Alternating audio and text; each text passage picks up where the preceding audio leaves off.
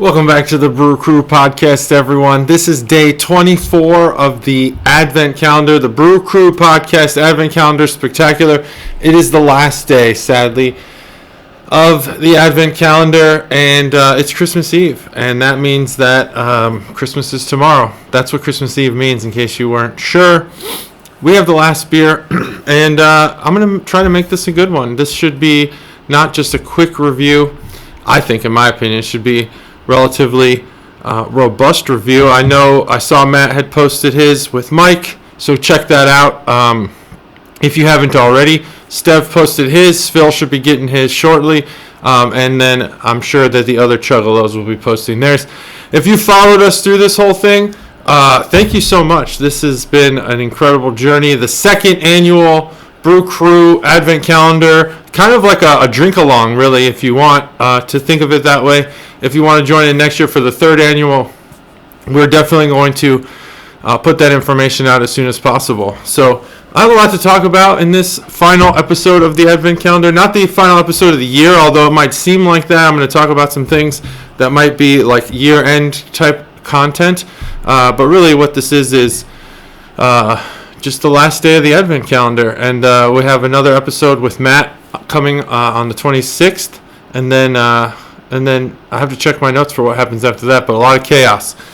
So today's beer, this last beer of the Advent Calendar, is Streetside Brewery Interstate Pastry Fight. This is a chocolate donut stout. That is what that is. Now, we've done something from this pastry fight series. I don't remember what it is, but it wasn't the chocolate donut stout.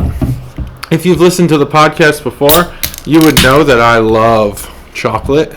It is my favorite food, favorite dessert, favorite candy. You know, some people like hard candy, some people like, I don't know. I will say that I have become more of a fan of fruit pies from, as opposed to chocolate silk pie and stuff like that. French silk pie. But wow, look at this. That pour is about as, it's already spilling over. I didn't want to taste just the foam, but I had to. That pour got nuts. Oh man, look at how perfect that is. That is like a commercial. That's like a commercial.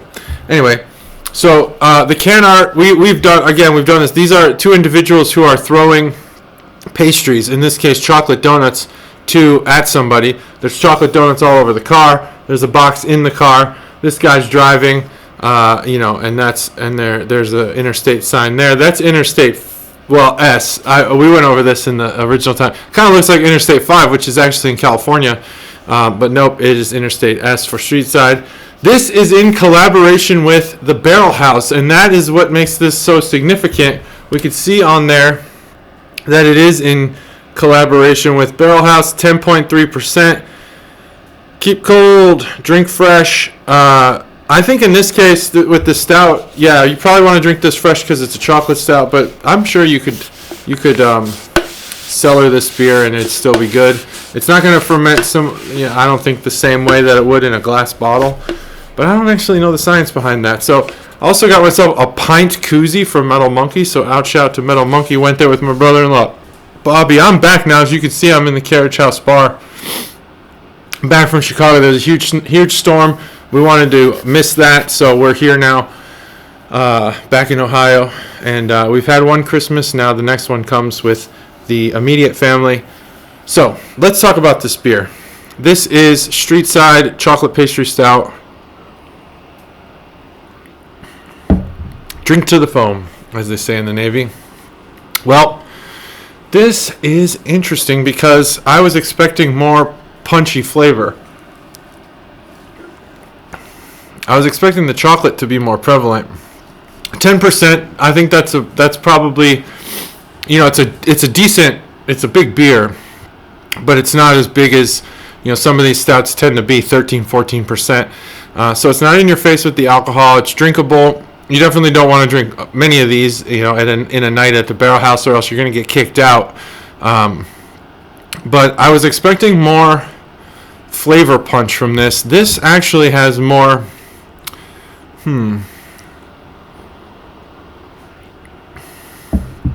What is that? This beer tastes interesting. It tastes interesting. It doesn't. It has. So there's chocolate on the palate, on the front and back. But the breath has an interesting. The breath is interesting. I don't know about this beer. I was really hoping for something incredible on the last day here, and I don't think this is incredible. Man, what is that? It's like I'm convincing myself that it's chocolate, but there's something about it that's not. On the tongue, there's that bitterness from the chocolate, the malts, that coffee flavor that normally comes out in a stout, but the breath, it's like a plasticky, metallic. I can't pinpoint what it is. I'll get it eventually. But anyway, this has been a fun calendar. I think that this year more than last, I was excited about the end. Matt has expressed to me several times how he's been drinking, having a beer with friends, or he's been in situations where he's seeing people he hasn't seen in a while, so they go out, have a few beers, and he was ready to kind of just be done for the year. And I'm going to echo that sentiment. I love this Advent calendar thing. I think I'm ready to not be drinking a beer every day, though. So I'm happy that it's kind of over. There's something beeping in here. Who knows what it is? From here, we have an interesting year coming up. There's going to be a lot of episodes where they feature me more than Matt, and Matt's going to be out and about in the world doing his thing. So I'm going to, carry it on and get an episode a week out, maybe more. We'll see. But the previous year, it's this podcast. I don't know if people get in on the behind the scenes. It seems like it's easy because really it's just a couple friends who get together and chit chat. But this podcast actually has its challenges. Matt is not as flexible and kind of adjustable in his timing, and so and my job is very demanding, and against the ease of my life and my career, I take off at 2:00 every single week and meet Matt at his house, and we do the podcast. If those specific parameters don't work, it's likely the podcast won't happen. Now there's times where we can adjust, but there's a lot that needs to happen in order for me to make this podcast work. And there have been times where I've thought, man, fuck this. This is difficult. I just want to have fun drinking some beers. And it's just, it's a lot. There's a lot that has to happen for me to be able to leave work at 2:00. I don't know, really, other than Matt, anyone who leaves work at 2:00 or earlier. It's an interesting schedule to get up that early. Now, I'm sure a lot of manual labor jobs maybe have that. But there's been some difficulties, and that's just what it is. So I bend and flex for this podcast, and so it's been a challenge. But over the next 4, 5, 6 months, I think that schedule is going to be a little bit easier. I think I'll have a little bit more flexibility in what can be accomplished, who can be on, who's able to come on, because my schedule is pretty. I'm the kind of guy who, like, at the drop of a hat could go do something, but if I'm busy, I'm busy. So you say on a Tuesday night at 8 that you want to go grab a beer, I'm there as long as I'm not already doing something or have plans. Family comes first 100% of the time. Family comes first. Other than that, I'll go meet you for a beer. So I'm gonna try to add some breweries, try to get some brewmasters talking to us, get Phil in this more, get Stev in this more, have some guests. I don't think I could carry it alone, that's for sure. So there's gonna have to be some times in the event. I have written down a bunch of dates that Matt is almost certainly not available, and on those days I'm gonna try to plan something. So you can look forward to that, and then we'll keep it going. once Matt's back, we'll jump right back into the swing of things. As long as I'm able to do it at the times that we need to, or if not, as long as Matt can adjust to those times. His kids are young. Whether or not he can, I have no idea. But if I can fall right back in at 2 o'clock on Mondays, then that's what we'll do. If not, we'll figure it out. But at least for now, we know that everything's working out. As we grow in our jobs and lives, things might change. Anyway, so that's kind of the way ahead. The difficulties, we do this. It's great to be able to get together every week and do this podcast. I absolutely love it. It's one of the great joys of my life, and it's why I try so hard to keep it going. There's been pressures to just say, come on, why be the one who's bending and flexing for the schedule? Because I enjoy it. That's why. And so hopefully you guys are enjoying it. And hopefully you'll continue to enjoy it, and we can get more into it. There are a couple things that I learned during this particular advent calendar that I didn't learn last year. One, there's a lot more. I have a lot more in common with Stev than I thought I did. We had a lot of excellent conversations in our 1 hour long episode.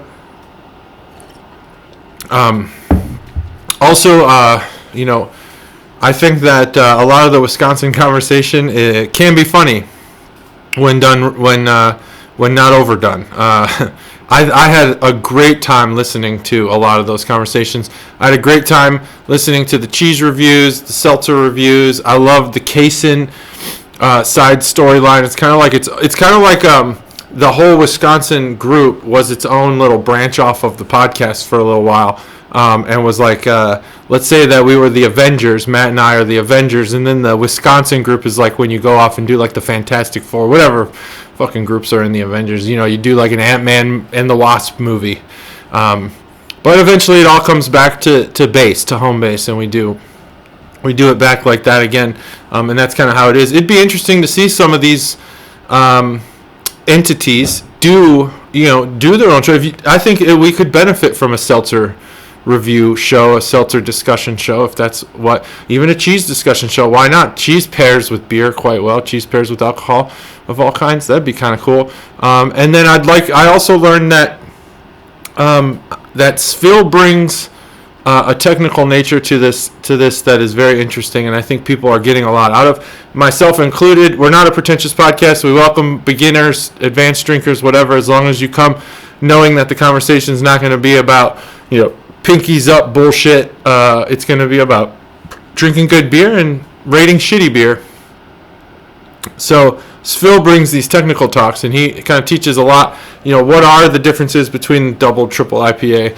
How is a New England made? What are the differences in dry hopping and wet hopping and lagers versus ales and all these other things? There's lots of stuff I've learned, and I think that as we continue on, we should have more of that. So I'm also thinking along those lines, especially if we incorporate some brewmasters, bring Svil along, make sure that I have some of the technical discussion down, because we can't just talk about nonsense for an hour or two. They won't appreciate that. We need to get into the technical talk. More Dayton love, of course. Barrel House is the shit. All the breweries in Dayton deserve at least some love. I don't particularly like this beer. I think this beer is subpar, and that's a shame, because I think if you do a collaboration with Barrel House, you should fucking bring your A game. Bring your absolute A game.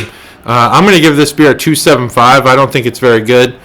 I don't know if it needs to sit. I don't know if I should have rolled it. I don't know if it's too cold. It's probably too cold. That's probably true. I'm going to go ahead and just hold my hands over this for the next couple minutes and see if I can warm it up. That actually might be part of the problem, but it does say on the can to keep cold. And that I did, because it's very fucking cold outside, and I put this outside for a while before I drank it, just to make sure it was nice and icy. But I also did that because I got this beer from Chuggalo Bobby, brother-in-law. He wanted me to try it. I had not tried this beer. You can see that there's snow on the bottom of this can because I put it in the snow. Midwest Cooler, as they call it, not just in Illinois and Wisconsin. It is everywhere. But I'm going to break this thing open. This is Founders Green Zebra. So Bobby's not a sour drinker. I don't believe I've had this beer before. Maybe I have, maybe I have. I don't think I have. Bobby said this is a great sour. He enjoyed it. So I'm actually going to dive into that.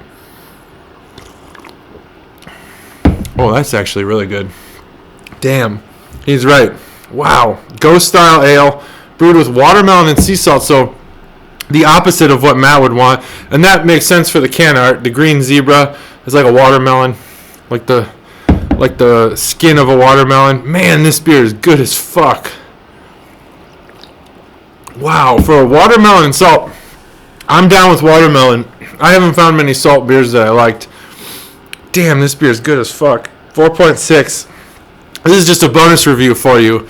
This beer is really good. Holy shit. This makes the stout even worse. Man. Wow. That green zebra is good as hell. Here's what I'm tasting. I'm tasting watermelon and salt. Like, it's literally those ingredients. It's not very sour. It is a ghost, so maybe that was a misinterpretation on my part. But Founders, they're brewed in Grand Rapids, and they have a lot of great beer and a lot of average beer because they are a bigger brewery. But this Green Zebra, holy cannoli, this is good stuff. So that's good. Now, $2.75 for the Streetside. This Founders, I'm at a 4.75 on this beer. This beer, I could drink this beer all day, every day. That is good. It's like juice almost. So that's that. This Christmas Advent stuff. Hopefully, everything I said, throughout today's episode is all encouraging stuff. Hopefully, it wasn't taken in any sort of bad light. I think that, maybe I made it seem like Matt doesn't have a lot that he's sacrificing. He certainly does. I mean, this is time. Time goes into this. Matt does a lot of pre-production that I wish that I came to the table with. And, there's a lot that goes into this podcast. It's just we think about it. We buy beer. When we're at the store and we're thinking about buying beer for ourselves, we're buying beer for the podcast. I've learned a ton, so I don't want to stop anytime soon. I love it. It's a joy to bring this podcast to people. I'm really happy that Matt kind of got the ball rolling on putting this on video. The video version of our podcast, I think, is much better for consumers on YouTube, and then we'll keep putting out the audio version. But that's it. I mean, I really don't have much else to say. I really just hope everyone has a great Christmas. Yeah, there's something wrong with this beer. It's a little warmer than it was. I hope everyone has a great Christmas. If there's anything you ever need, you can always count on Matt or I from the Brew Crew podcast to at least try to help you out. If you need $1 million, I don't think we're going to be able to do much. But, if you just need to go out and have a beer, give us a call. Let us know. Hit us up on YouTube or Facebook, Twitter, Instagram, whatever. And we'll just... we'll chat beer with you guys. Thanks for kind of being in the universe, and that's it. Have a great holiday season, everyone. Enjoy beer this holiday season. Come New Year's, don't drink too much and drive. Don't drink anything and drive. Don't drink too much and regret anything. That's it. Happy holidays. Merry Christmas. Happy New Year. See you later.